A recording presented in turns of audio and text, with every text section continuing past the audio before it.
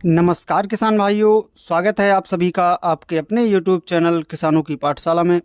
किसान भाइयों, आज के इस वीडियो में हम बात करेंगे कि बरसात के सीज़न में मक्का की खेती कैसे करें और बरसात के सीज़न के लिए मक्का की सबसे ज़्यादा पैदावार देने वाली वैरायटियाँ कौन कौन सी हैं और हमें बरसात के सीज़न में मक्का की बुवाई करते समय किन किन खादों का प्रयोग करना है।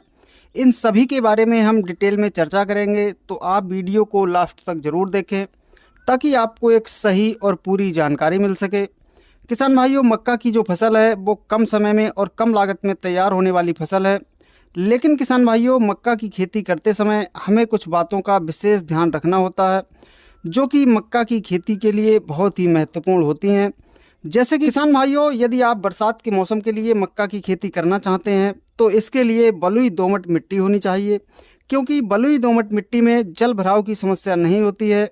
और दूसरा किसान भाइयों, जिस खेत में आप मक्का की खेती करना चाहते हैं उसमें सड़ी हुई गोबर की खाद आपको जरूर डालनी चाहिए, क्योंकि गोबर की खाद में सभी प्रकार के पोषक तत्व उपस्थित होते हैं जिससे कि आपकी मक्का की फसल बिल्कुल स्वस्थ होकर बर्बाद करती है। किसान भाइयों, इनके बाद आपको खेत की लास्ट जुताई के समय बेसल डोज देनी है। तो बेसल डोज के रूप में आपको क्या क्या लेना है, तो बेसल डोज के रूप में आपको लेना है 45 किलोग्राम प्रति एकड़ के हिसाब से यूरिया और 50 किलोग्राम प्रति एकड़ के हिसाब से डीएपी, और तीसरा इनके साथ आपको ऐड करना है एक कीटनाशक।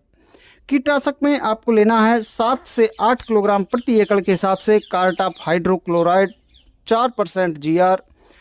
इन सभी खाद और दवाओं को मार्केट से लाकर आपको खेत की अंतिम जुताई से पहले बिखेर कर खेत की जुताई करके मक्का की बुवाई कर देनी है। किसान भाइयों, मक्का की बुवाई करने से पहले आपको करना है वैरायटियों का सिलेक्शन।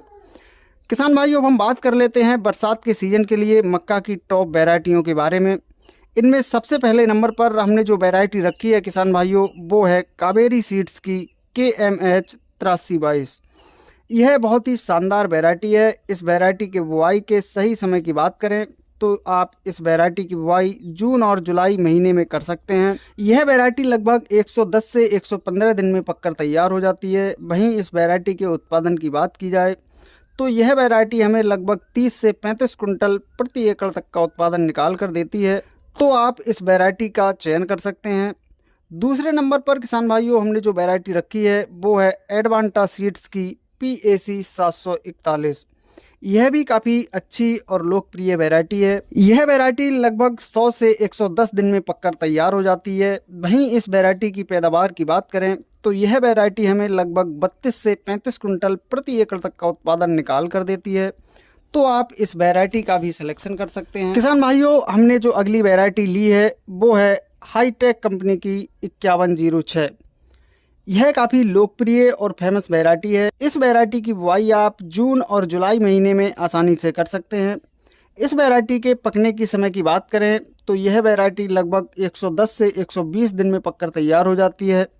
बात की जाए इस वैरायटी की पैदावार की तो यह वैरायटी लगभग 40 कुंटल प्रति एकड़ तक का उत्पादन निकाल कर देती है, तो किसान भाइयों आप इस वैरायटी का भी सिलेक्शन कर सकते हैं। इसके बाद किसान भाइयों, अगली जो वैरायटी हमने ली है वो है बायर की डिकाल्ब 9144।